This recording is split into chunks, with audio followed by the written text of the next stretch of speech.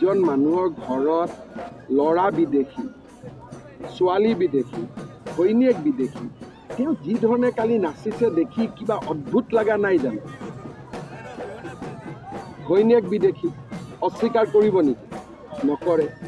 পুতেক বিদেশী, অস্বীকাৰ কৰিব নেকি? নকৰে।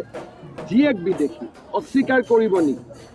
আজি যদি মই কংগ্ৰেছত থাকিলোহেঁতেন, মই ধাক্কা দি ষ্টেজৰ পৰা নামাই দিলোঁ যে মহাত্মা গান্ধীয়ে দেশ স্বাধীন কৰিলে, সভাপতিৰ ঘৰত 3টা পৰিয়ালে বিদেশী, সেই বাকীকেইজনে লগত যে নাচিছে তেওঁলোকৰ একো নাই কাৰণে এইবিলাক কৰি আছে, নহ'লে কাৰোবাৰ সন্মান থকা মানুহে এই কাম কৰে নেকি?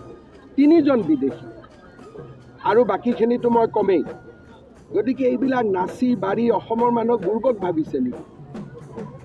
অসমৰ মানুহ বুৰ্বক নেকি যে মই পাকিস্তানত গ'লোঁ, গৈ মই নাচি বাগি আহিলোঁ? এইটোতো কোনো ব্যৱস্থা নাই। এইটো ব্যৱস্থা ৰাজনৈতিক ব্যৱস্থা। গতিকে ব্যৱস্থা আইনগত ব্যৱস্থা, ৰাজনৈতিক ব্যৱস্থা। ৰাইজে নিজে সিদ্ধান্ত ল'ব যে এই মানুহজন আমাৰ নেতা হ'ব পাৰে নে নাই।